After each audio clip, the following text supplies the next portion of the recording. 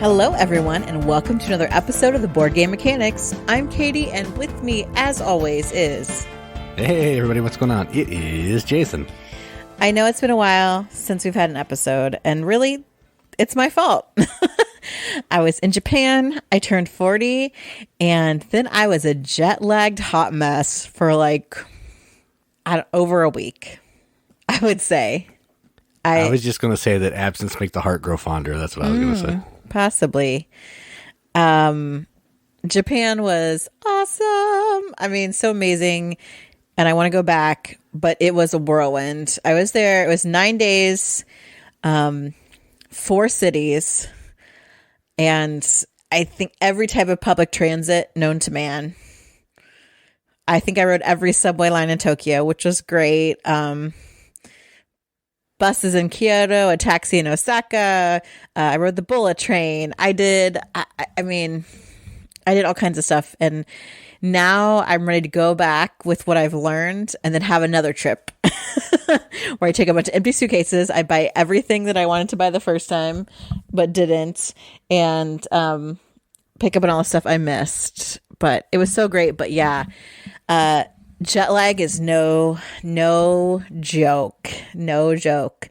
I came back and then I thought I was like having a panic attack or something. Like I just wasn't getting enough sleep and like deep sleep.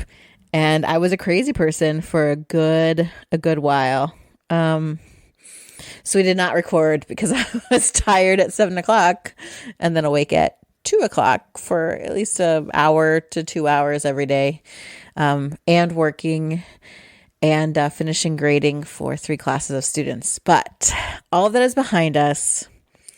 Christmas is here, and we have a big, fat episode of Top 100 Games for you this time. Yeah, so without further ado. Right. In fact, it's such a big, fat list of games. I'm not even doing news today. Frankly, mostly because it sucks, but also because I want to get to the good stuff. And I'm not going to waste my time on crappy games on Kickstarter. Sorry. They're not. Yeah, Kickstarter. They're do not, better. They're not good. Although Kickstarters have been delivering, interestingly enough. We got, what did we get the other day? Oh, yes. We got Maple Valley. Yeah. We also got Reviving Kathmandu. Yes, and I believe Wonderland's War might be on its way to us fairly soon. So, if you can't have news about new Kickstarters, when Kickstarters deliver, that is also a bonus. So, we will go right to games played today. Yep, we have a few that we're going to talk about. We've played a lot of games recently with family and couple game nights. So let's get into it. The first game we're going to talk about is actually a game that I think Katie wanted from Origins, and it looked awful to me, and I ignored her every time she said it. And it is called Dubious. And this is a deduction game. It's not really social, but a deduction game where players are assigned a character role like knight or something like that, and you're going to get some kind of secret, which is basically like a thing that you like to do. Like maybe I'm a knight that likes to take Instagram pictures of my cats, that kind of thing. Then over the course of the game, there's going to be questions that are going to get asked. There's 5 questions, and in those questions, I flip a card that say, what did you do yesterday? So you're going to answer that question by writing some kind of sentence that points people to who you are and what you do. But you don't want to be super obvious because you don't want everybody to guess who you are, but you don't want to be too vague because you don't want nobody to guess who you are. You want a few people to guess who you are because if people guess, you get points. And then you're going to try to guess who they are. Once all 5 questions have been asked, people are going to guess what everybody is. If you're right, you get some points. If people guess you right, you might get some points. Whoever has the most points is the winner. That's it. There's 3 different decks of cards that are like 3 different time periods: modern, fantasy, and like something else. Victorian. And you just Victorian, right? And you just pick one of those that you like and you play through it. It's a pretty quick game. It's actually surprisingly more fun than I thought. because you just get to write down a sentence and say the sentence. You can get into character if you want to, or not, whatever. You just try to give clues so people can guess who you are. Yeah, we played it twice now. I've played it twice. You've played it more than that. And it's fine. It's not one that I'm going to bust out if it's just me and, some people who want to play Euro games. But to play with like family or something, it's a good game. So I dug it. So how do you feel about Dubious? You've played it more than me. I have taught this several times. And of course I enjoy it. I love social deduction.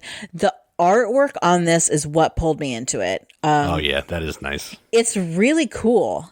It's minimalistic, but yet with an anime feel.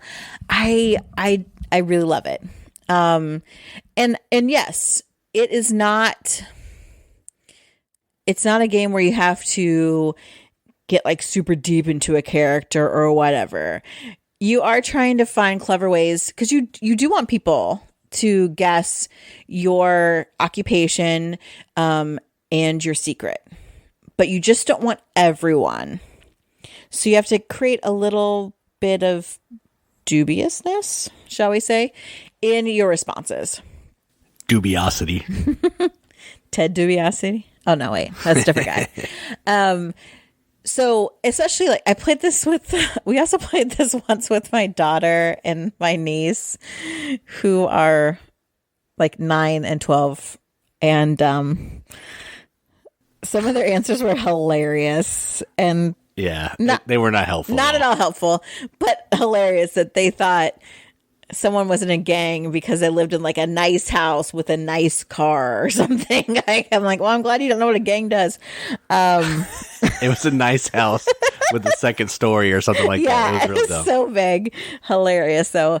But like the fact they throw in like a list of modern occupations, so like taxi driver, detective, social and media influencer, that kind of thing.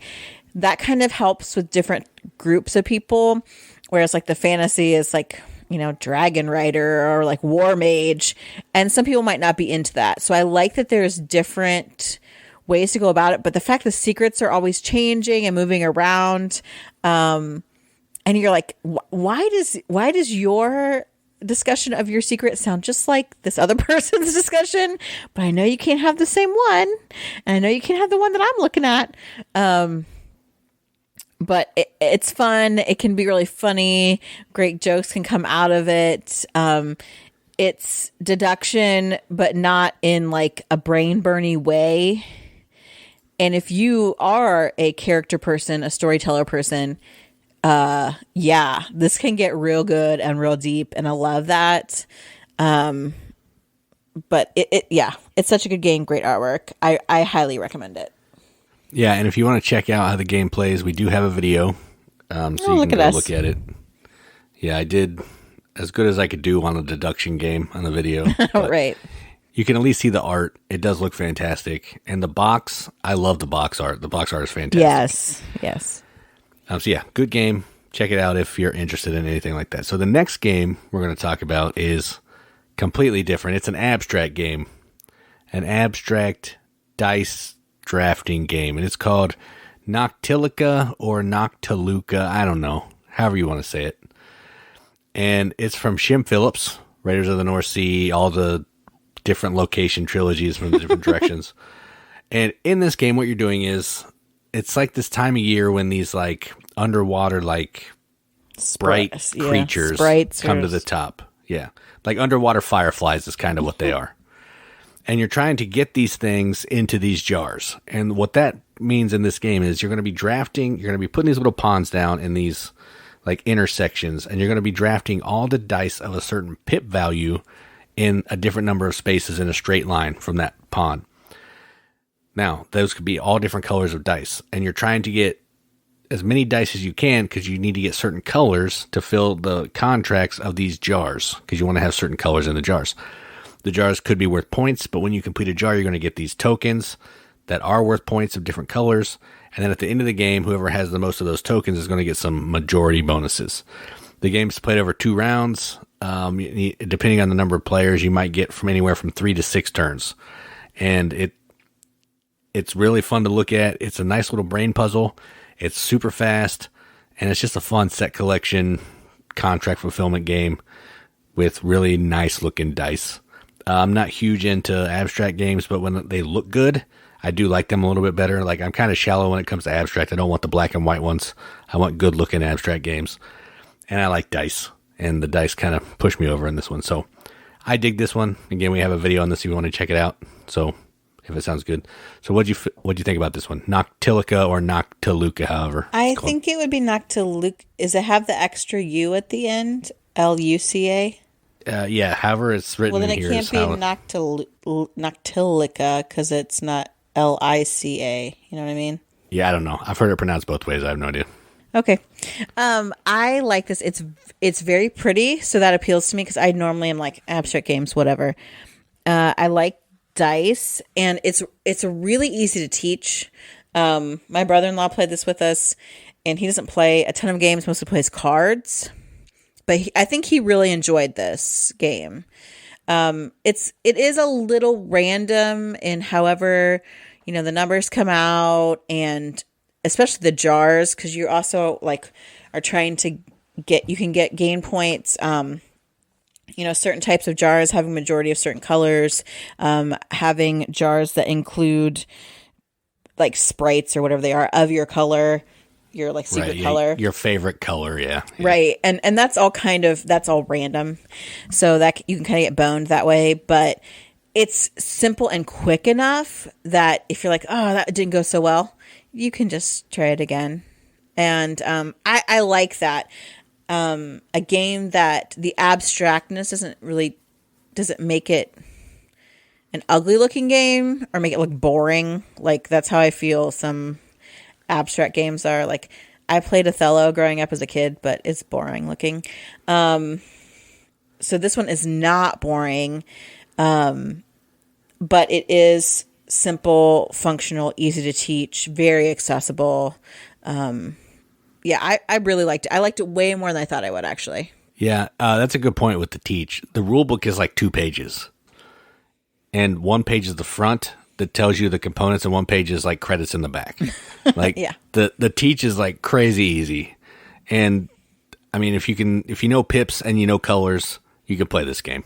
Another thing I think is cool is it has a solo mode. You can actually play an abstract game by yourself, which is kind of interesting. So yeah, it's a fantastic game. Do you think it's colorblind accessible? I maybe not. I mean, the cards are because they have the symbols, but I don't know about the dice. I don't know how well people can see the dice, but so maybe not. I mean, the cards for sure. The colors aren't primary colors, so they're like almost like fluorescent. So I wonder if those are easier to see. Yeah, that would be the only hesitation. Bob, if you're listening, let me know. Yeah, look at this game online and tell me if you can see the dice. I mean, I know you can see them, but see the color. All right, so anyway, those are the 2 of the mini games we played. We'll talk about more of them next time. All right, let's hit it. So normally we've been doing like 15-ish games per episode, but since I've been slacking and sleeping weird hours, I was like, you know what, let's up it a notch, let's crank it up. So we're gonna do about 20 games in this episode. We're starting at our number 55 game of all time on our top 100 games of all time, and we're heading to 36. Yo, this is real.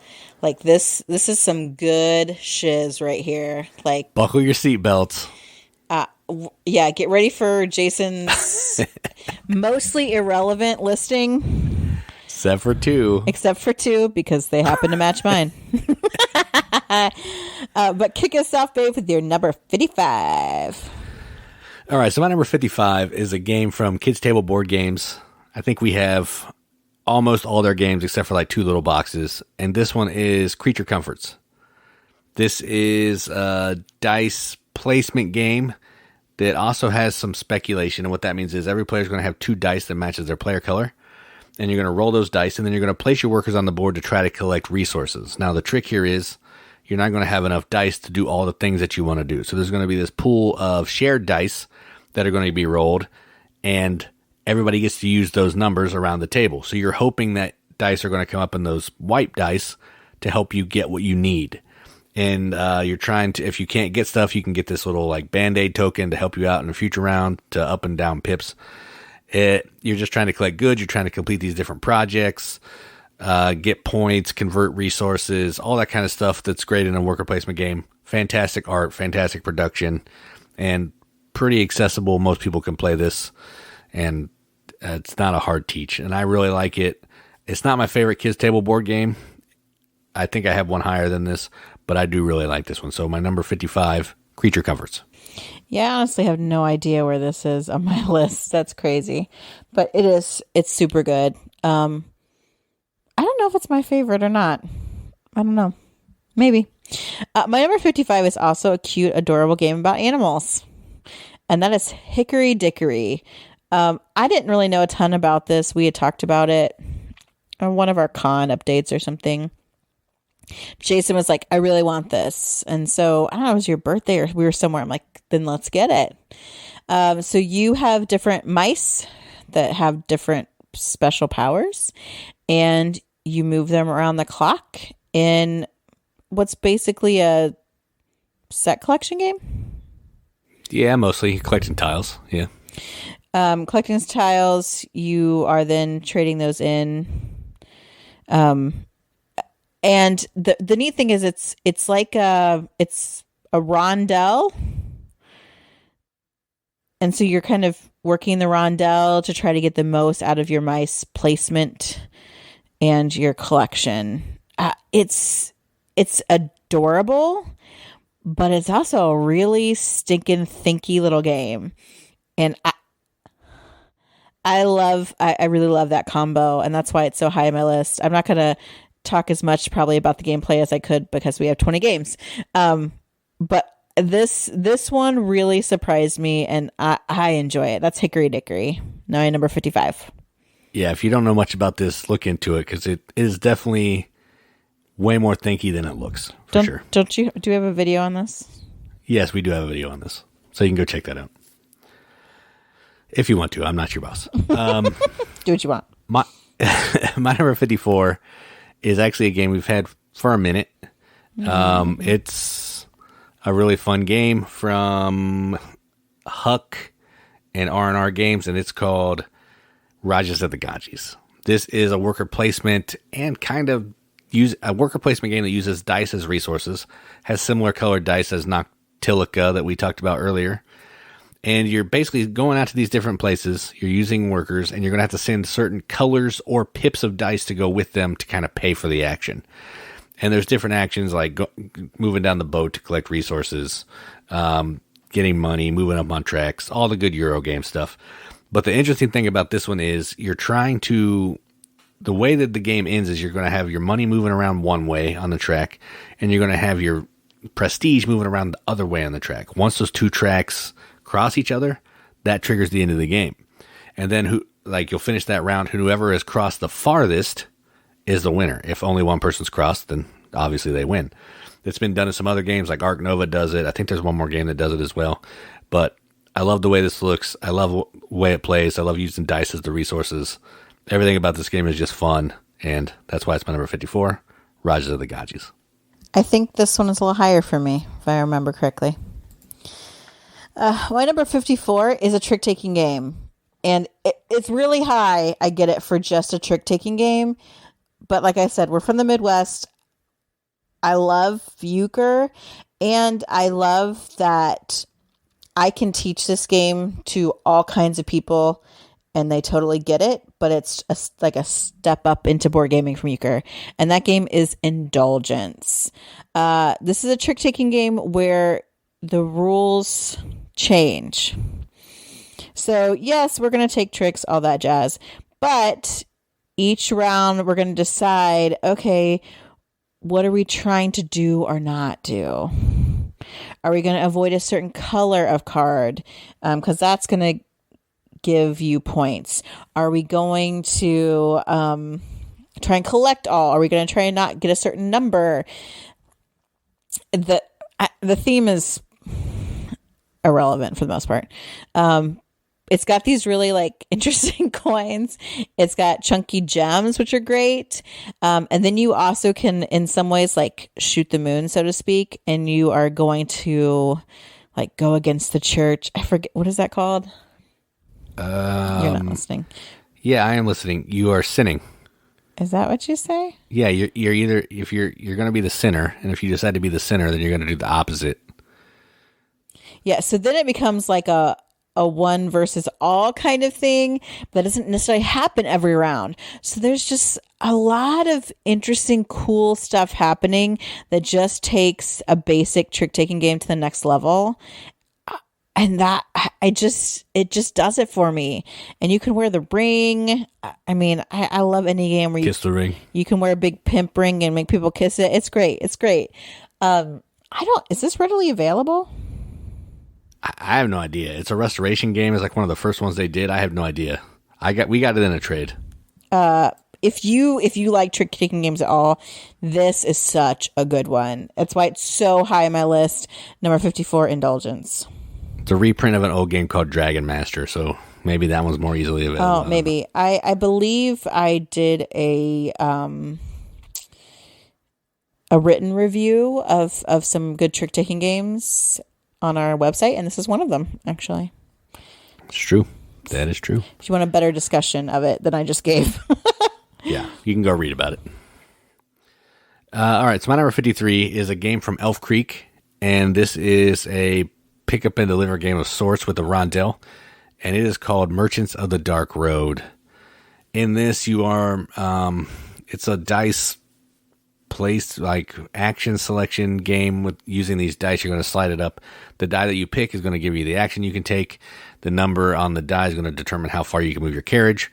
You're going to move these carriages to different locations, take one or two of the actions on the spaces, depending on what other things that happen. And you're trying to get these goods, you're trying to get these contracts, and you're trying to get these people to ultimately deliver them through the dark road to score points, prestige, all that kind of thing. This is another game that kind of has multiple scoring tracks. They don't have to cross, but they have multiple scoring tracks where your lowest score of your two is your end-game starting score. And so you're trying to keep those balanced because you don't want to run away with one and not focus on the other because your score will be real low and you're going to lose. So it's a nice little balancing act that you're trying to do with everything that you're doing to keep your scores even. It's fantastic components, good art, fun gameplay. Rule book's a little iffy, but once you know how to play it, it's all right. So my number 53, Merchants of the Dark Road. That has to be higher on my list because I just really love that game, and I don't think I've seen it yet. Who knows? My number 53 was a surprise because I really did not like some of the other games in this T series. But this one, I really want to play it some more. And that is Tekhenu, Obelisk of the Sun. This is a game, dice drafting, I believe. Yes. That's how I would call it. You're getting these dice from around this obelisk, and where they are around the obelisk kind of dictates what kind of action they're letting you do. You've got tracks, you're building different things, you're getting cards. I mean, just like there's so many awesome things happening, and you want to do them all on your turn, but you can't. And that's how you know it's a quality game. Like, it's the beauty of a game when you're like, ooh, could I just do like one other? No. Okay. This is my best bet. Just trying to score as many points as you can. I really, really like it. It is really good. Need to get to the table more. Of course, it has the cool gimmick of this awesome like obelisk that you turn around, but it's functional. It makes sense.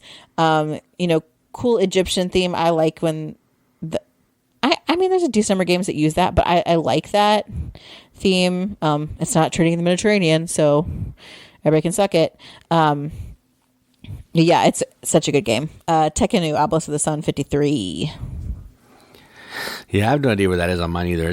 It's pretty good. It could be at 400. Who knows? Who knows? Maybe it's not even on the list. You don't know. That's true. I probably forgot to rank it. So my number 52 is a game we played not that long ago, which I think is probably why it's up this high, because it came back into my memory and I realized how much I really like it. And that is Thebes. This is kind of an Indiana Jones-esque game. You're an archaeologist, and you are moving around from these different locations trying to learn as much as you can about these different dig sites. So when you go dig, you'll be able to get the best stuff that you can find. Now, that all sounds well and good, but the game basically is you're going to go to this location. There's these chits in a bag, and based on how much knowledge you know about this location and how much time you spend, which is kind of like the turn order track, the farther ahead you are, the longer you're going to wait to go, is going to determine how many tokens you're going to pull out of this bag. In the bag, there's a bunch of dirt, which is worth nothing, but there's also some good stuff that are worth some points. The more tokens you grab, the higher probability you have of getting good stuff. But when the good stuff comes out, dirt stays in, makes the bag less valuable. So as it goes on, you may end up pulling a bunch of junk and wasted a bunch of time. I love that. I love pulling stuff out of a bag. Just on that sheer fact, this game has to be on my list because I love it. Cool theme. It's really easy to teach and play, and I just enjoy it a lot. So number 52, Thebes. I may have already talked about that. I love Thebes. I think you did. My thing is, it's this. The theme makes sense with the gameplay, which I think makes it an easier teach, and I think it just makes it that much more fun. Like that's true. It's just good, just good. My number 52, we also played this not that long ago, and I was like, yeah, I like this game. And that's Tapestry. Stonemaier, the game of tracks. And y'all know we love tracks over here. So it's just, you're just tracking it up, basically, in this. Yeah, that's all it is. This game. Tracks. My favorite is to use the track that lets you go on other tracks. So you can, it's like they say it's a civilization game. It's not a Civ game. It's civilization themed. Yeah, it's civilization themed, but it's not a Civ game. How's that? Because you are moving, like, it's like technology and inventions. I don't know. Yeah, inventions. And there's a tech tree that you're moving up to increase kind of the rewards that you get as time passes in your civilization. Playing these tapestry cards to give you really cool powers and bonuses for a round. And again, multiple paths to victory. Just trying to score the most points you can in whatever way you can. Because sometimes it just, the cards that you get, the civilizations that you get just work out in different ways. And this game allows for that. Like, it truly is multiple paths to victory. I've seen all kinds. That's why I love it. We've got all kinds, all the expansions for this, like, just utter everything that you chaos. can have, we have. Because it's just, it's so good. It's such a good play. Every play is different, and yet the gameplay is not complicated. You pick a track to move on. I mean, but it is really fun, and you can just kind of play your own way, which I think is, for me, obviously a major selling point. So, 52, Tapestry. Yeah, I think that's higher up my list. We'll talk about it later. My number 51 is actually a game that I think is out of print. There might have been a new version, but I think that's also out of print. We got this from a listener, friend, Freddie, and this is called Finca. And this is effectively, it's a rondel game, kind of, where you're moving these little workers around this windmill.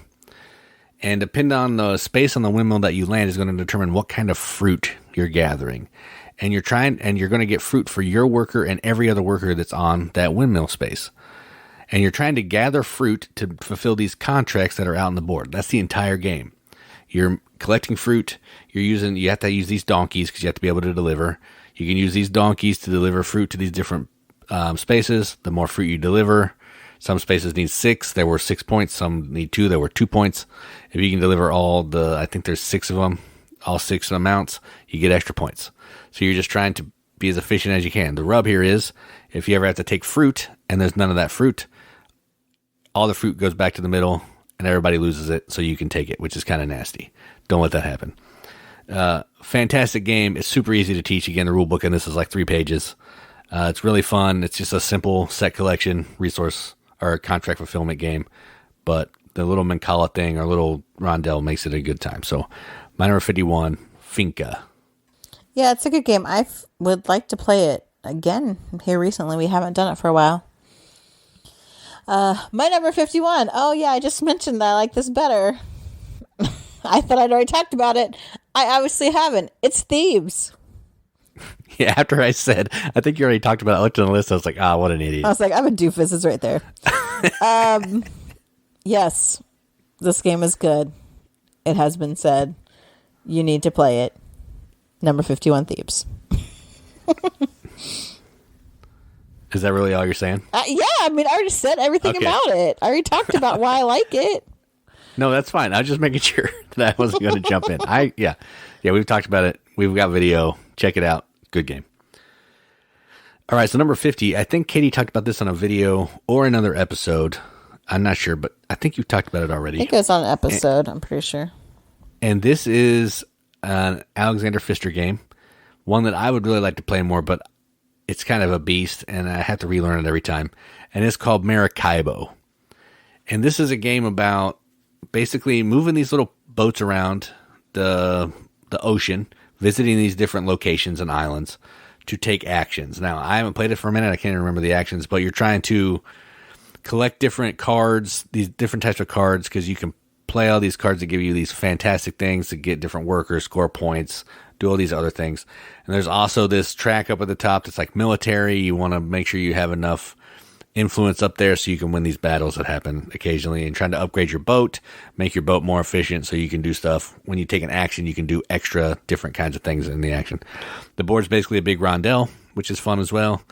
And you're playing over, I think, like 4 or 5 rounds, and the round ends when all the boats hit the end of the rondel. And a lot going on, tons of stuff to do. It's a beast of a game. Has a campaign thing that I've never even played. Probably will never play because the base game in itself I think is fine. And expansion 2, good night.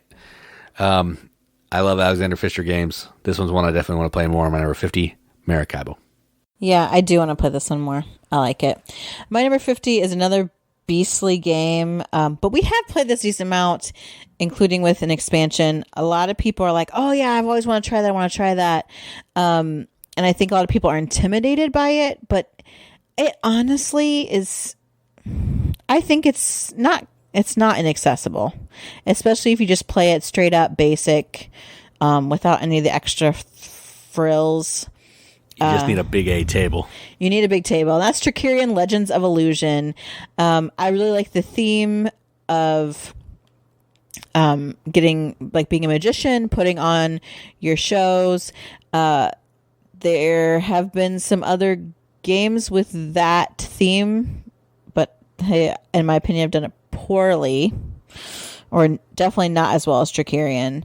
And you are managing with worker placement, managing your different assistants or different types of workers. I guess you've got assistants and engineers and all kinds of people, getting resources you need to actually put on tricks and then actually performing them, doing some matching. It's just like a lot of little like mini types of mechanics in one game, which I think is why it seems maybe overwhelming. But once you played it, it really is not that difficult to keep coming back to and pick up. And it's super worth it. The artwork is cool. The theme is cool. I really enjoy this game. So Trickerion, Legends of Illusion, my number 50. Yeah, solid game. I'm not sure what it is on my list, but a solid game. It's the halfway point. Halfway, yep. Now we're in the worst of the best right now. The top 50. Number 49. My number 49 is actually a game that Katie, I don't think, likes at all. I don't not that much anymore. Want to. And it is a deck building game. A deck building, we'll say, adventure game of sorts. And it's called Fantastiqa. This is a game where you have these cards. You're like a kid who's dreaming or playing a pretend. I don't know. Pretend, Who cares yeah. what the theme is? Only everybody but you. You have these different cards that are going to have like a baseball bat, which is like a club or something, and you're going to use these cards to move around this like little land, and you're trying to defeat these monsters, which is how you're going to be getting new cards into your deck. There's no market that you're buying. The only way to get them is by using cards in your hand to defeat the big bads, like the evil cards that are out on the board. And then once you get them, they'll go in your discard pile, you shuffle them, and they come out, and they're a card you can use to fight later. You're also trying to do quests, which you're going to use some symbols on the cards. You're going to tuck them onto these little cards, and you're going to fulfill quests to get points. The game ends when people reach a certain amount of points. It has funky art, really like weird stuff. Like, it looks really old school. I don't know. Something about this game I just like. It can go on too long. That's my only complaint, because it takes a minute to get started, and it takes a long time for people to get to the point threshold. But I really like it. It's fun. It's different. It doesn't feel like other deck builders, which I kind of like. So that's why it's on my list. 49, Fantastiqa. I want to like it more. I just can't at this point. I don't know. I just can't. My number 49 is a deduction game. Gosh, it made me realize, like, I don't just love social deduction. I just love pure deduction. It tickles my brain in just like a great way. And that's the Search for Planet X. Oh man, I forgot to rank this one. I know that you love this game so much. This is the game that made me think maybe I need to do like a tutorial or something for how to do deduction. I was like, I'm like, oh, I'm finding out all this information. And Jason's like, what? How do you know anything? I'm like, what are you talking about? Yeah, this is the worst I've ever played a game in my entire life. This is bad. I think if you tried it again, I think it could be okay. I just don't understand it. It's so fun. You're searching for Planet X, and there's all these spaces in the night sky. You got these cool little like observatory telescopes, and you're like kind of querying against what's out there and what you know to find like what kind of different like heavenly bodies, I guess you could say, because there's like asteroids and black holes and different things in different parts.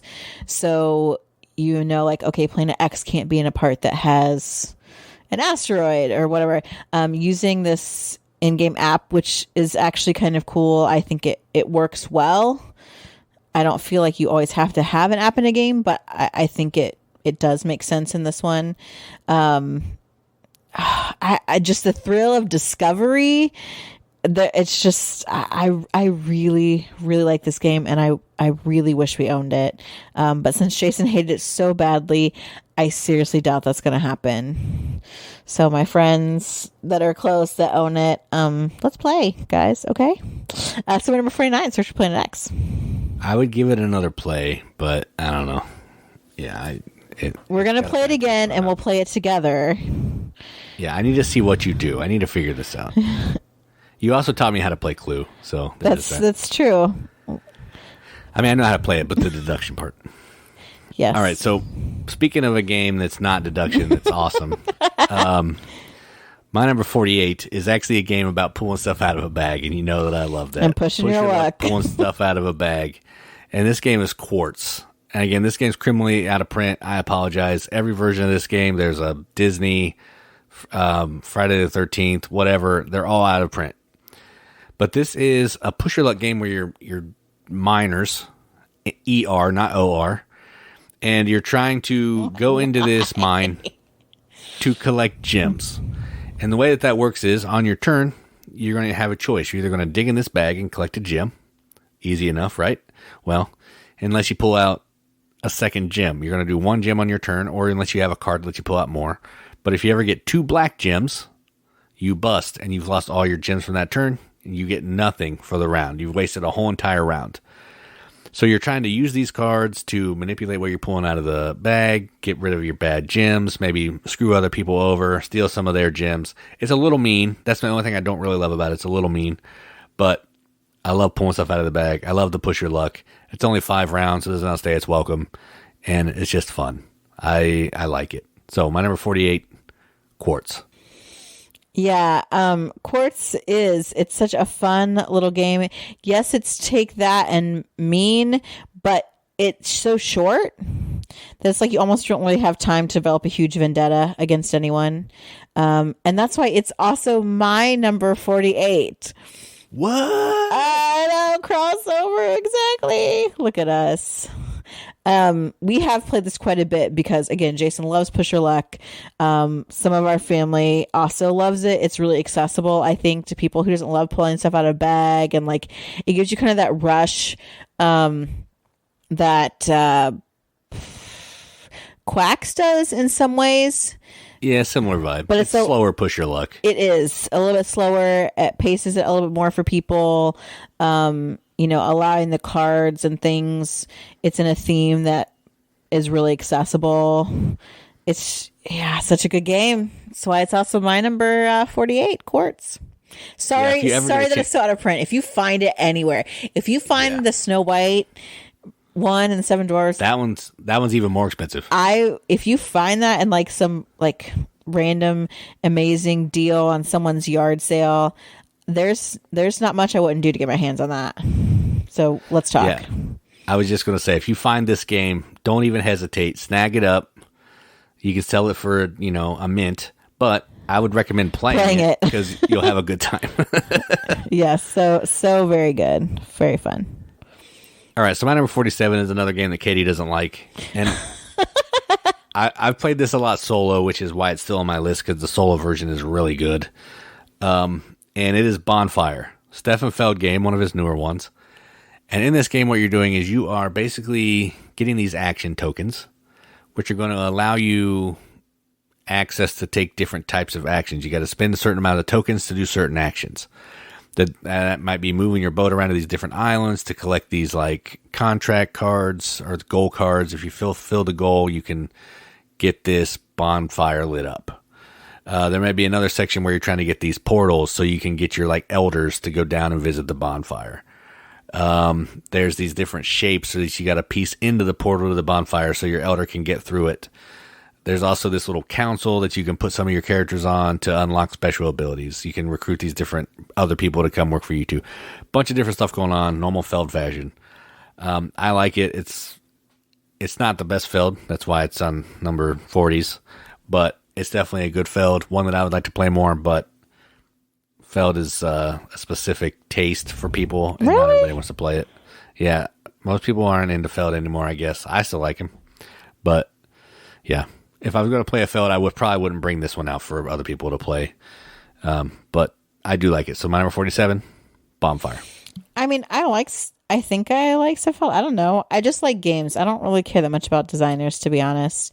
So I don't always. Yeah, that's kind of where I am now, actually. I don't always notice who designed a game necessarily. I wanted to like this game. My issue with this game is I feel like there's a very specific path to victory, and that pisses me off because I don't want to do that.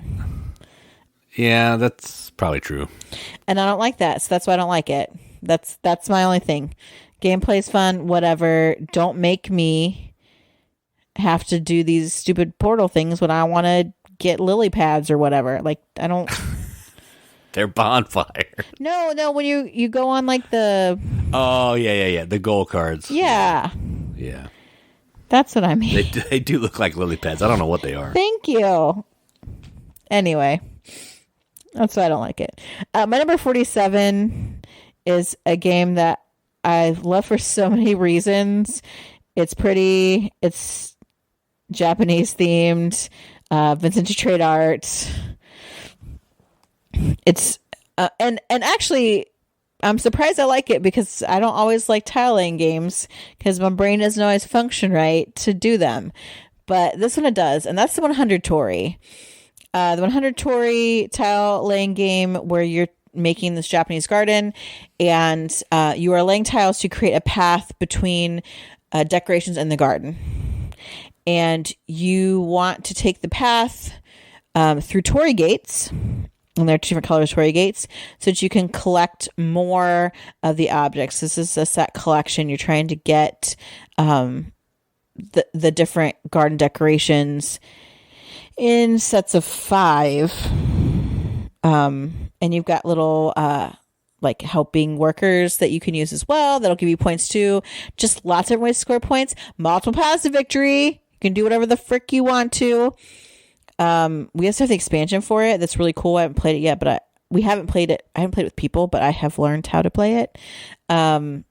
It's gorgeous and fun. And since I've been through several Torii gates now in real life, I love it even more. So it is my number 47. Fairly quick. Once you start playing it, really easy to teach to people, and a lot of people really like the tiling aspect. So 47, the 100 Torii.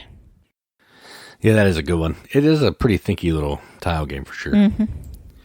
All right, my number 46 is actually a trading and set collection game. And I would really like to play this more, but I don't know. I just forget about it, I think, which is sad. I feel like I mentioned it a lot. Like, oh, let's play this. Yeah, I need to start just getting games off the shelf and playing them that I want to play. And that is, number 46 is Colosseum. And this is a game where you're trying to put on these different, I don't know, plays. I don't know what they did back in the day. These different, like, dramas. Yeah, that's where tragedy and comedy came from, was Greek drama. Right. The Colosseum.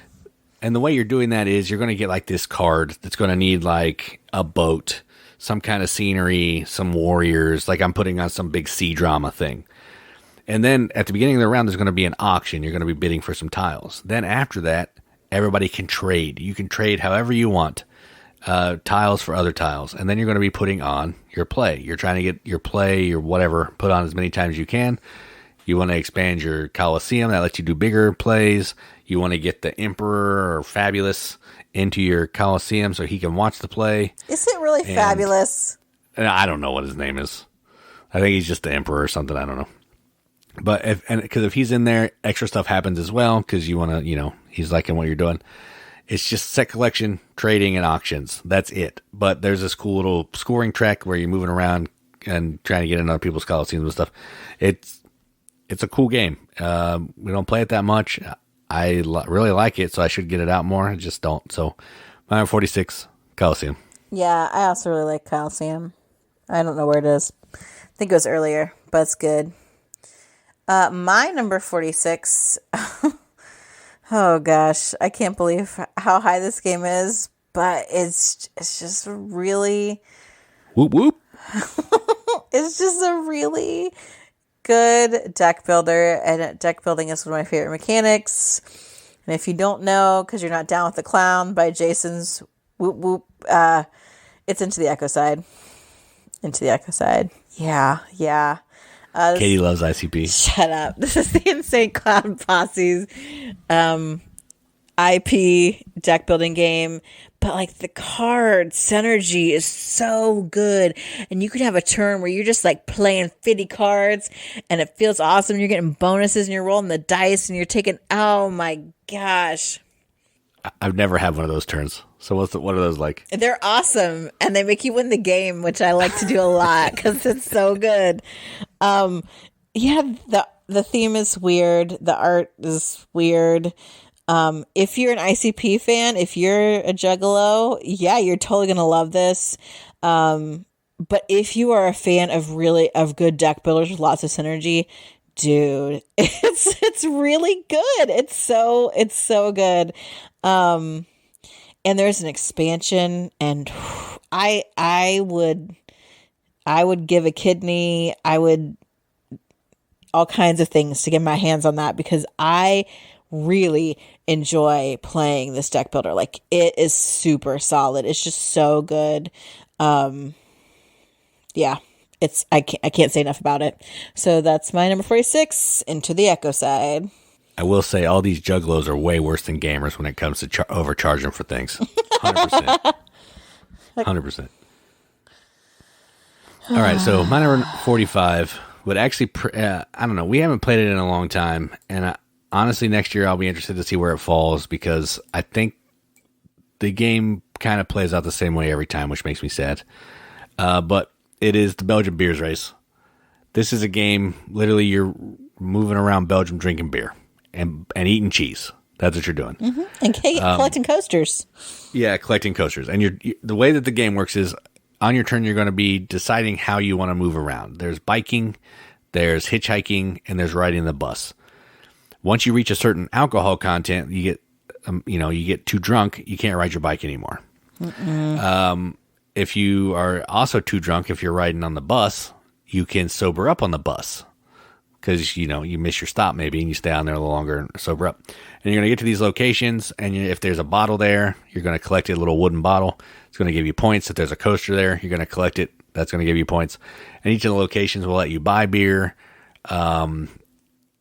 get cheese. Some of them have special shapes around them to let you move up on some tracks. If you go to where another player is, you can toast them, which could make them pass out, which is fun because their alcohol content's too hard. They're not for the round. It happens to me every time. Yep. It's really fun. You can knock somebody out of the round that way. And over the course of like 3 rounds, you're just trying to buy beer, drink beer, and move as far around from the center of Belgium, outside of Belgium, and get back to the center by the end of the 3rd round. Because if you can't get back to the center, you can't even win. So it's one of those types of games too, which I kind of dig. But yeah, it's fun. The rule book's a little clunky. It's kind of hard to teach. Some of the rules are weird, but again, it's from Belgium. So my number 45, the Belgian Beers Race. If you've never played it, I recommend it. Go try it. Could be a new game you never heard of. So there you go. I really like this. I don't even know if it's higher on mine. Maybe. I think it's really good. I think I've played it a few times more than you. I like it because you could just get points for everything. It's like a smorgasbord. Is that Belgian? Oh yeah, yeah. Which is Swedish, but whatever. But I just think that makes it so great because it's like, oh, maybe I'm not collecting coasters, but I'm going to hit these other goals. Or, oh, I got all the cheese, whatever. I inevitably pass out the first day every time. It just happens every time. I can't stop myself. It's funny. I hope it's on my list higher. It's good. I like it. We do need to play it again. I think you'll enjoy it. My number 45 is another Stonemaier game, and I really like this one. I don't think Jason likes this one that much. I need to look at what it is. I moved down a second. Oh no, I do like this one. The more I played it, the more I like it. Yeah, I taught this at Nerdapalooza / BGM Con kind of, and I think it went fairly well for the people that were playing it. But I like it a lot, and that's Red Rising. So this game is actually based on a book series I have not read, which I've heard is just okay. But what I love is it's about creating these scoring opportunities with the cards that you have in your hand. But your hand size doesn't really change. It can, but it's really difficult. But you're trying to get certain cards next to other cards in your hand, maybe not with other cards, but that's only part of it because you're also moving on these tracks and you're playing cards down. You're collecting these different helium, they're not really cubes, they're gems kind of, but whatever. Collecting those, you're moving up on the little plane track. That's not what it's called, but it has an actual name. There are lots of these different little parts going on, but honestly, on your turn, you really can only do just a couple of things. So the turn itself is simple, but the choices are what make it a little bit brain burny, and it has I love that with the cards where I'm like, ooh, I want this gold person next to this person. And then I also get points for that same person if it's with this person. And just trying to maximize that in your hand. That just chef's kiss to me. I love it. I really like that mechanic. This game is really good. It's actually moved up in my esteem. Now that everyone's off the hype train about it and I can just enjoy it for what it is. So my number 45 is Red Rising. Yeah, higher player counts is better too because it cycles through the cards more, which is nice. All right, so my number 44 is, now this is a Euro game right here. We're getting into some good stuff now. So this is Russian Railroads, and I played this a ton on BGA, but only a couple times in real life. I have never played this. Yeah, you've not played this yet, but this is a worker placement game where you're sending workers out to this central board to be able to take certain actions. And the actions are basically moving on these 3 different train tracks of different colored, like wooden bits to score points. Now, as the train tracks progress, the farther they get, they're going to unlock certain things. You may get some bonuses that upgrade your little player board to make actions better, make your points higher. You could get these different special ability like bonuses that come down, and maybe you get a special train that has extra weight, extra high numbers on it, which helps you move your train track farther. It's basically moving up on tracks, worker placement, and no pun intended, moving up on train track tracks. That's what you're trying to do. The rub here is each track has a hierarchy of the color. They all have all 3 track colors on them, but the one of them always has to be in the front. So in order to say the black's in front and I'm able to move white, which is the last one, I can't move it past whatever's in front of it. So I need to advance the lowest one farther so I have access to move the colored tracks in the back. And those are the ones that score higher. So it's just this interesting puzzle of moving up on tracks, collecting bonuses. You get a bunch of combos. The more stuff you unlock, the farther you move up on tracks, the more points you're going to get. It's fantastic.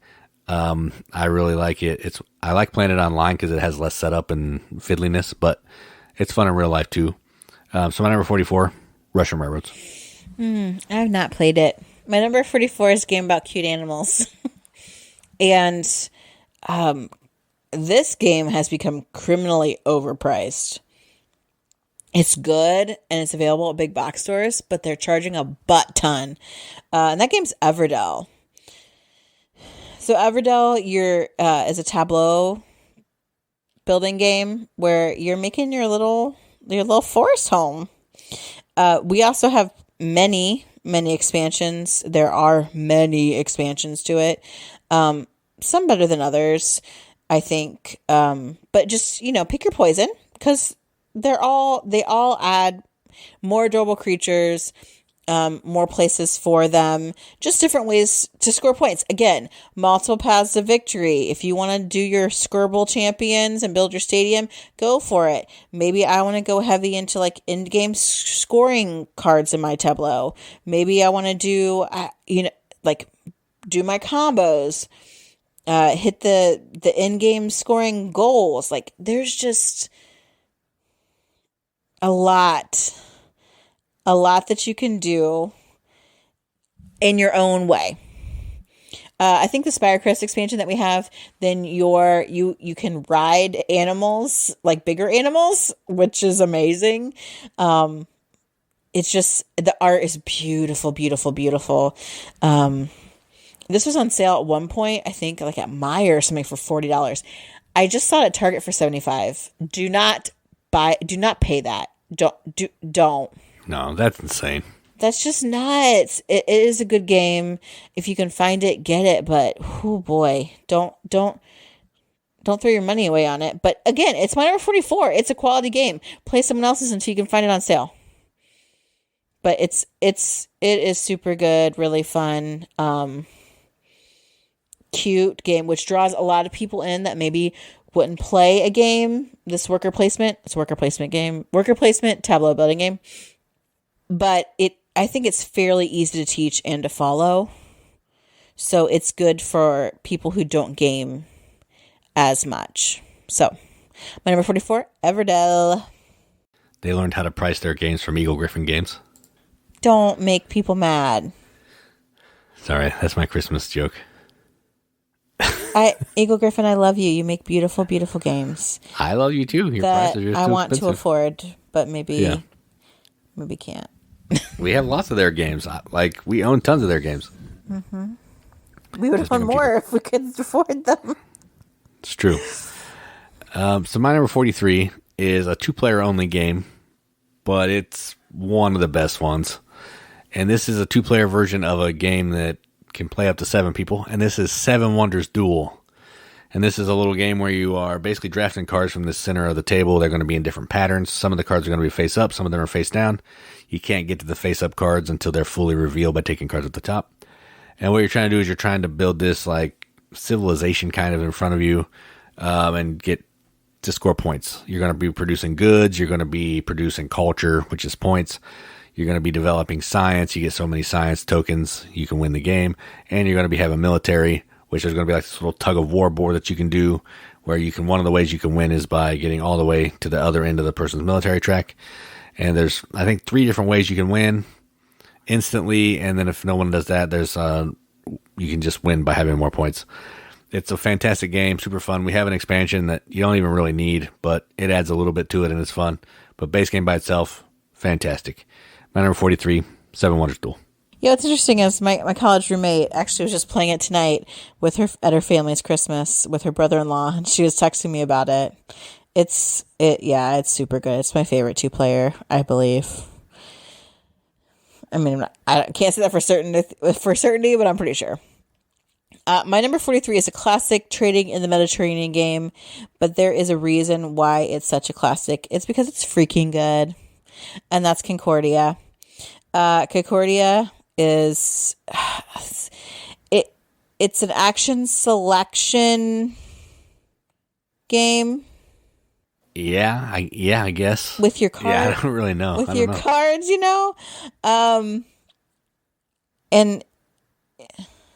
and sort of contract fulfillment because you're selling things, and sort of you're building networks, route building, and there's also like area majority. Game. Yeah, it's a Euro game.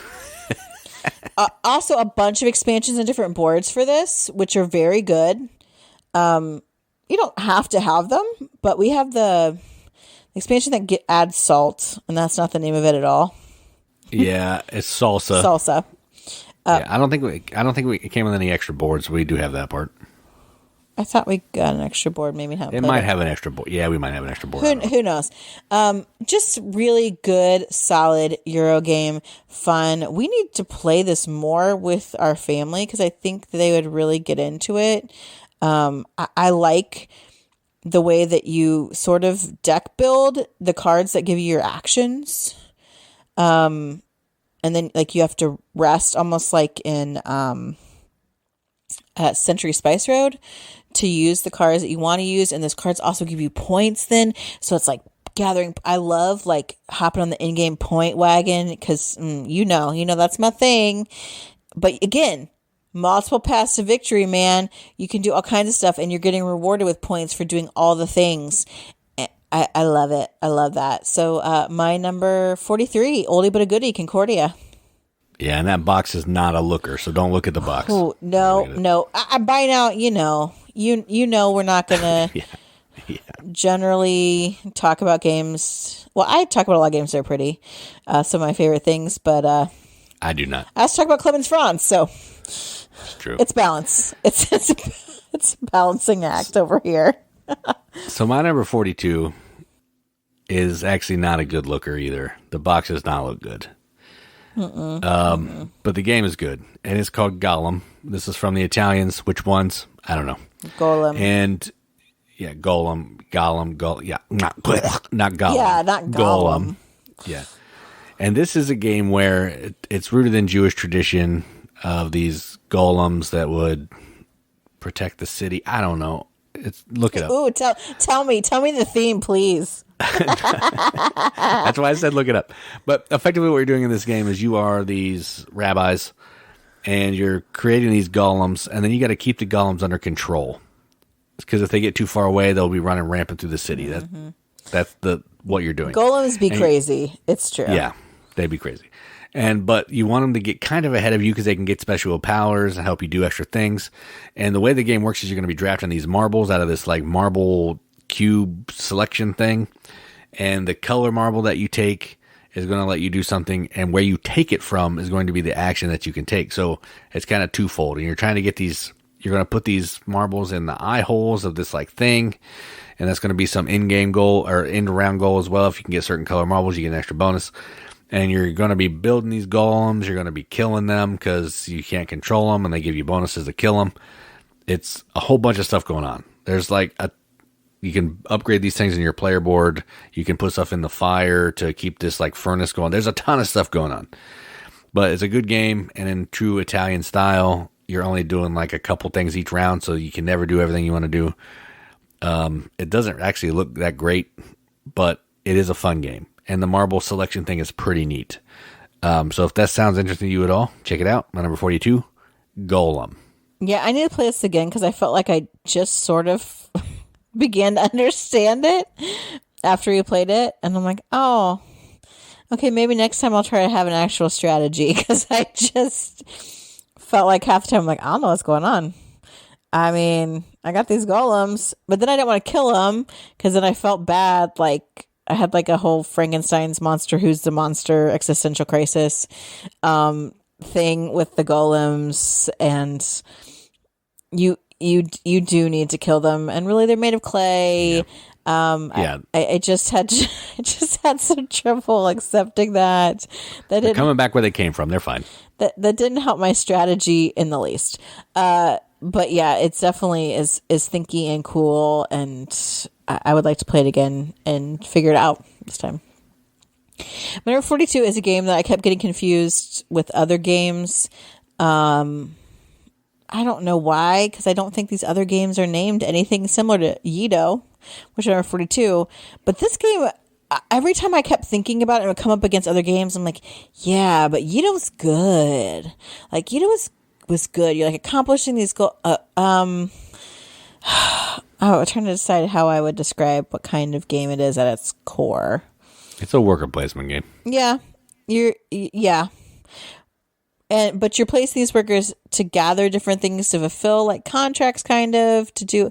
You're just doing all kinds of stuff. It is Asian themed, which I obviously love.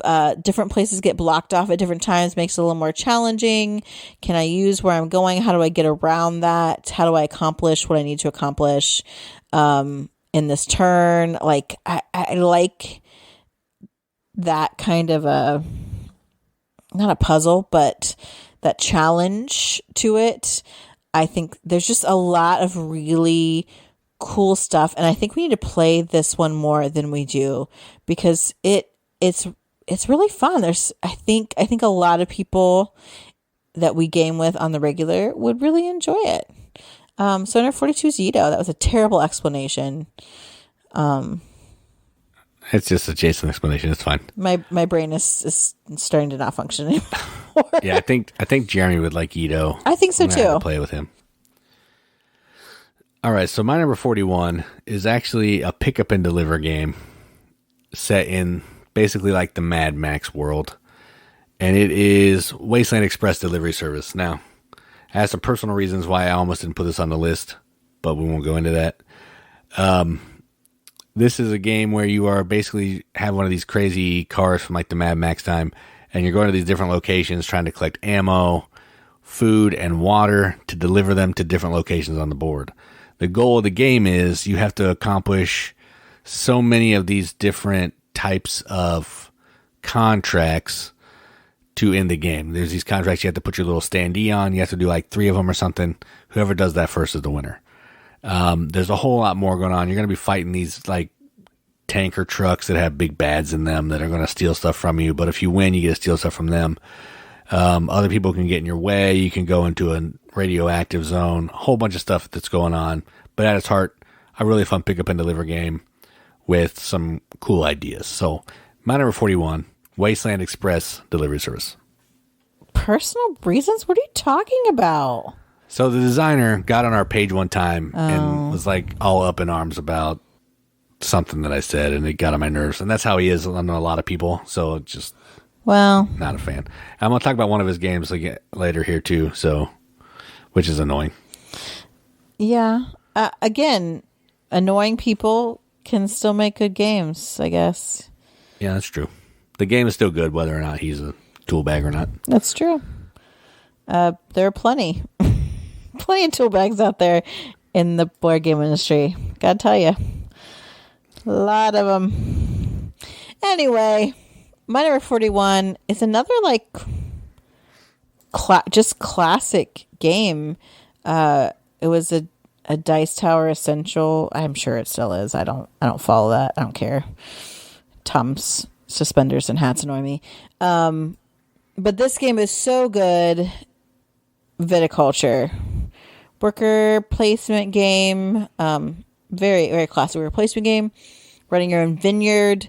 You are setting up places for your grapevines to grow. You're growing them. You're planting the grapes. You're harvesting the grapes. You're aging the grapes. You got your cellars. You're giving tours of your vineyard. Can you make some money? You know, it's agritourism. Just all kinds of really great stuff over different seasons. I don't know the difference between the Tuscany and the Essential Edition. I don't know. I've played some of those. Yeah, Tuscany adds an extra season and this little extra thing down at the bottom, but I can take it or leave it. It's fine. I don't know what we usually play with, to be honest. I usually just play the regular game. Okay. The base. We have the Essential Edition, which is a mixture, but it's weird. The Essential Editions give you the mamas and the papas. Yes, correct. It mixes the old version with some California expansions. Dreamin'. Yeah. On such a winter's day, and one of the papas looks like Loki. Anyway. He does. The back of the card looks just like Loki. It does. It really does. Yet another reason to love this game. It's really good. Fairly easy to teach because people are like, oh yeah, you grow the grapes. You harvest the grapes. You make the grapes into wine. Great. Makes sense. You sell the grape. You sell the wine. You sell the wine. And actually the board, you progress across the board as you go, so it just makes sense. There's really good card play that you can do that like give you awesome stuff, you know, to kind of want to play those at the right time. Yeah, it's a classic for a reason. So good. Number 41, Viticulture. Yep, that's a good one. My number 40 is actually one that's probably higher on Katie's list. I have no idea, but it is. Just looking at this now, I kind of really do want to play this game again. It's been a while. And that is Shakespeare. And this is a game about putting on Shakespearean plays. You are trying to get different actors. You're trying to get costumes. You're trying to get set dressings. We even have the expansion where you can go backstage and do some of that other stuff as well to help out with what's going on in the front. And then every so often you're going to do a rehearsal that's going to score you points. Based on your contract, your costumes and your actors and your set dressing. And you're just trying to do over the course of 5 rounds, get as many points as you can. It's a cool it's got some bidding. It's got this cool like worker selection action. Really cool stuff. It kind of feels different than a lot of other games. Interesting theme. There's not a lot of Shakespeare themed games, which is pretty cool, or putting on a play themed games, which is cool. So my number 40, Shakespeare. Yeah, this is not a looker. If you don't like Shakespeare, it's pretty fun. And I always like to play this because I do like Shakespeare. One of the actors is a bear. I mean, come on. Well, the bear is important in one of the Shakespearean plays. I know. It's Which awesome. you don't know that. I know it. I don't know what play it is, but I know it's in one. Do ya? Yeah, because you told me last time we played. The more you know. I'm pretty sure this is like in my top 25 if I had to guess. I don't know that for a fact, but I'm fairly confident that's the case. It's not in this list. My number 40 is really a combination of games, but I will lean towards one specific iteration of it. And this is Clank, and specifically Clank Legacy Acquisitions Incorporated. When Legacy games first came out, they were all the rage, whatever. And you know how we are about the Call of the New. We're like, whatever, that's overhyped, blah, blah, blah. Because we're like holdovers kind of for Generation X, where it was like, we don't want that corporate, damn the man, if it's popular, forget it. We're not sellouts. Yeah, this is a really good Legacy game. It's really fun. We have played through the campaign. We're on our 3rd iteration of it.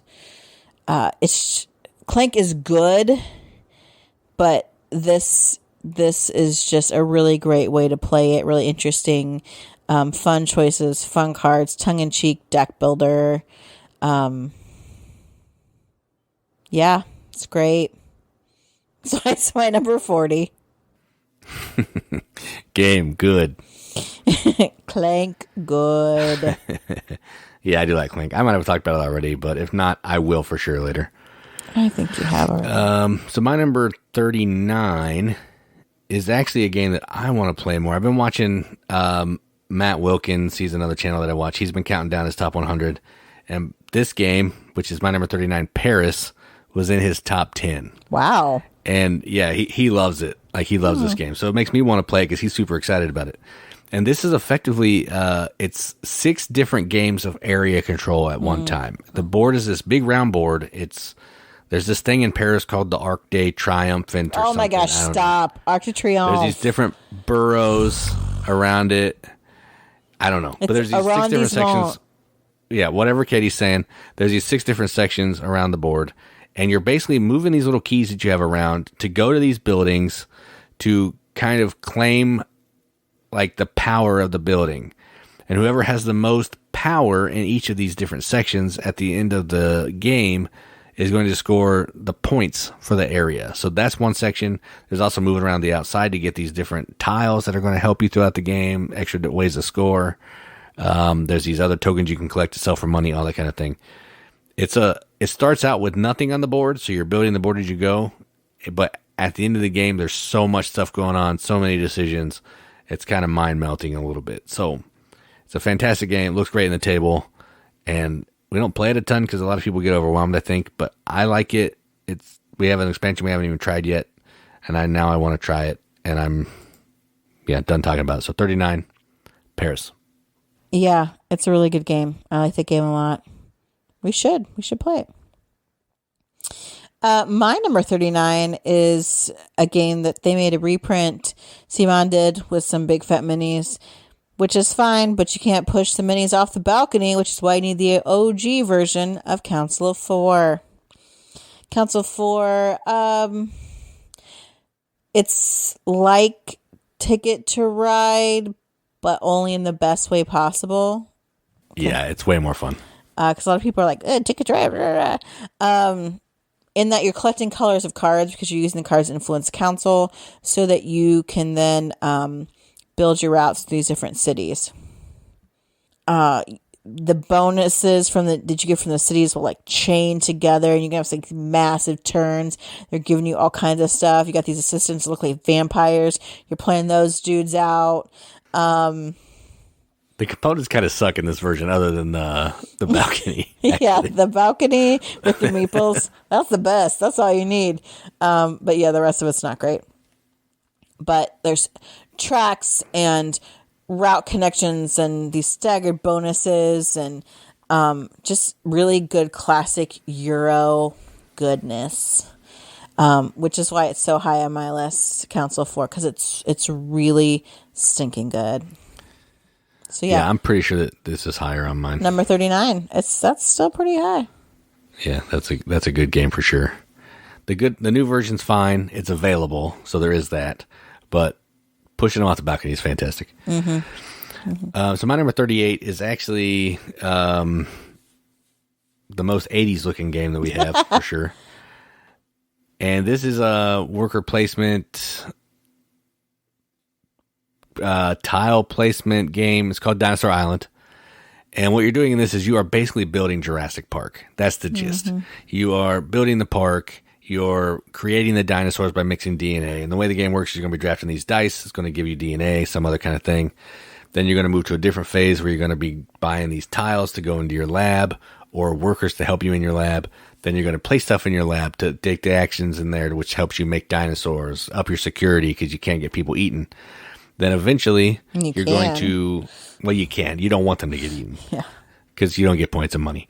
Then eventually you're going to, based on the excitement of your park, you're going to be drawing customers or patrons, visitors, I guess, out of this bag, and they're going to go visit the different attractions at your site.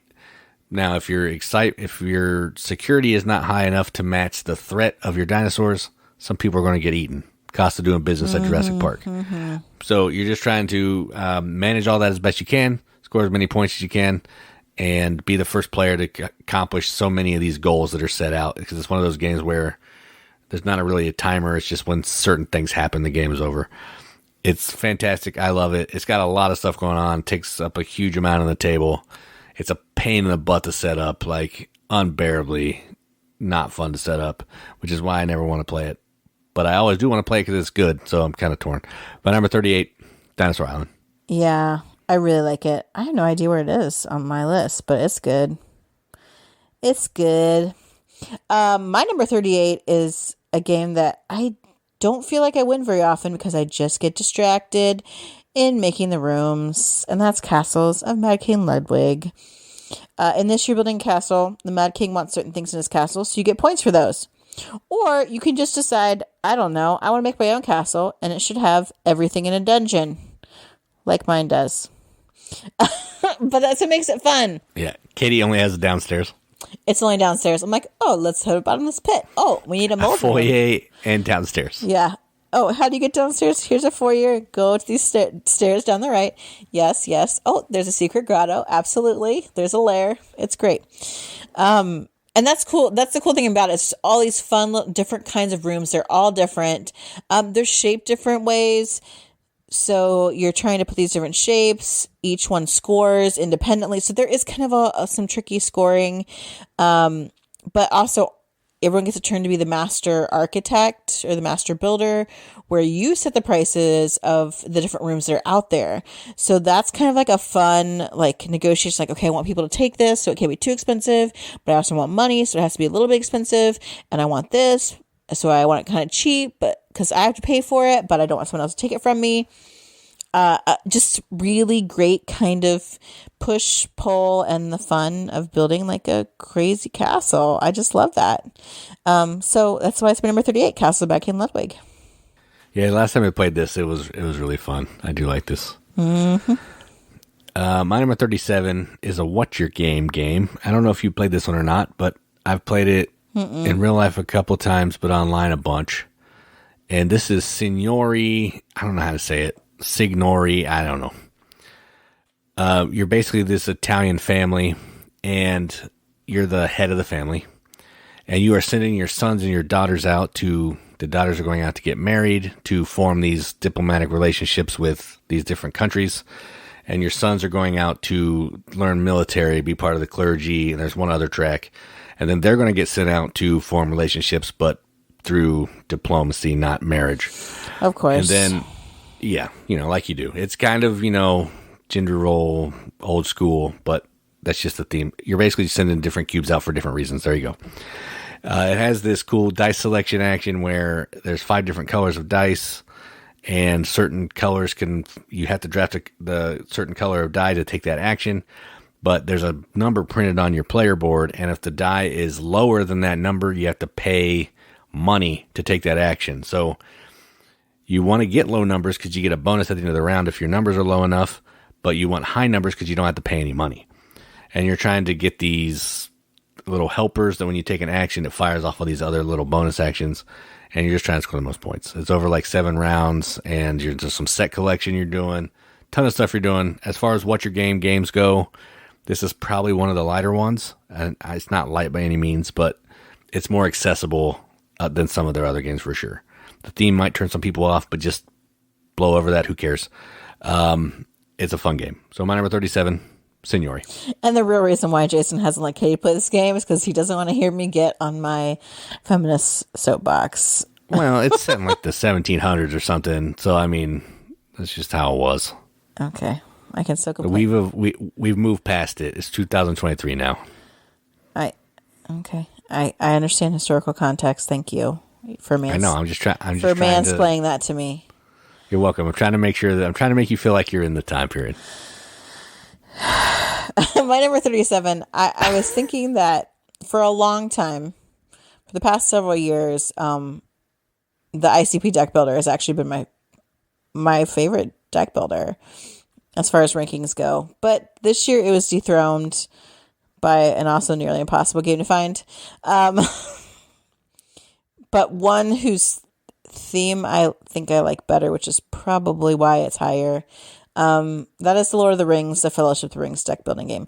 There's a bunch of Lord of the Rings games. I can't ever figure out which one's which, but the deck building one is what I'm talking about. This has the movie art, which is okay. It's probably better than some of the book art that I've seen, actually, to be honest, because there's some weird, there's some weird versions out there, that's for sure. But there's some great synergy here in the cards. I love the Lord of the Rings. I just recently reread the trilogy and I was like, gosh, so flipping good.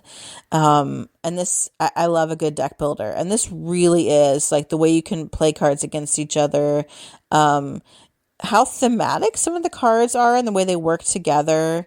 And we also have the 2 towers, which I know I talked about before. Yeah, that was on a video, I think. We do not have Return of the King because, whoa boy. Yeah, they're all really hard to find. Yes. To even have... Well, you can find them, but again, gamers. Right.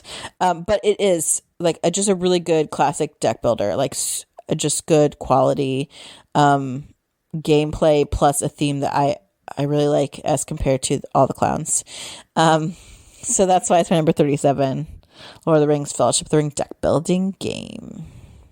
Yeah, this is good. It's basically DC deck builder with Lord of the Rings. If you can get DC deck builder, but this theme is a little cooler, I think. So my number 36, and the last one I'm going to talk about today, is a game I've played online a lot and a couple times in real life. I actually played solo a lot in real life, and this is Terraforming Mars. This is a fantastic, like, card playing, tableau building, combo-y action selection game where you're also trying to put these little tiles out on this map to terraform Mars. You get a ton of you're basically have this player board that has a bunch of tracks on it that's going to be like money, heat, greenery, couple other things, water, and you're like steel and production, and you're trying to do all these things to be able to play cards, and you're going to be producing income. You got to buy cards to get new cards in your hand. So much stuff going on. It is just really good. It could go on a little long. The artwork is awful. It looks terrible, but the game is fantastic. Arc Nova is the new game that came out, has some of the same deals, but for my money, Terraforming Mars is where it's at. So my number 36, Terraforming Mars. Yes, Arc Nova is like this. I think Earth is similar and I like it better, but I really like Terraforming Mars, which is why it's also my number 36. What? I know. So this is not Jason Smoke's fake pick. Yeah, I love trying to balance what cards you're playing, trying to just score. And again, multi-pass to victory, as I'm always saying, especially you will see that so much here in my top list because that is something that I think makes a game so good and makes it really worth it. And this, yeah, you can go all kinds of ways with this. Playing stuff out on the board, collecting bugs, mold, like whatever, just all different kinds of ways to score points. Yes, the artwork is absolutely hideous. I mean, I'm not one to be like, yeah, let's use AI, but some AI art could really help this sucker out because woof, it's like 90s clip art bad. I don't love space, but I don't even care about that because the mechanics are really good in this, utilizing the cards, utilizing the resources that you gain to come out with the most points. It's really good. It's just, there's a reason why it's hung around for this long and so many people like it. Quality. My number 36, also Terraforming Mars. All right, you want to do a final countdown? Oh, let's do it, because I'm fading fast, people. I'm fading fast.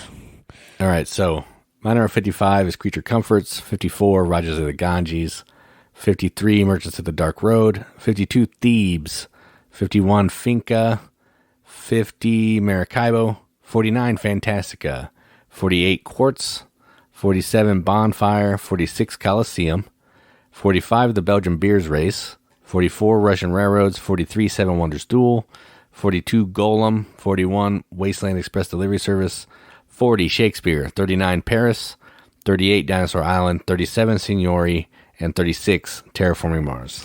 All right, my 55 was Hickory Dickory, 54, Indulgence, 53, Tekhenu, Obelisk of the Sun, 52, Tapestry, 51, Thebes, 50, Trickerion, Legends of Illusion, 49, The Search for Planet X, 48, mine was also Quartz, 47, The 100 Torii, 46, Into the Echoside, 45, Red Rising, 44, Everdell, 43, Concordia, 42, Yedo, 41, Viticulture, the Essential Edition, 40, Clank Legacy, Acquisitions Incorporated, 39, Council of Four, 38, Castles of Mad King Ludwig, 37, Lord of the Rings, The Fellowship of the Ring, the deck building game, and number 36, also Terraforming Mars.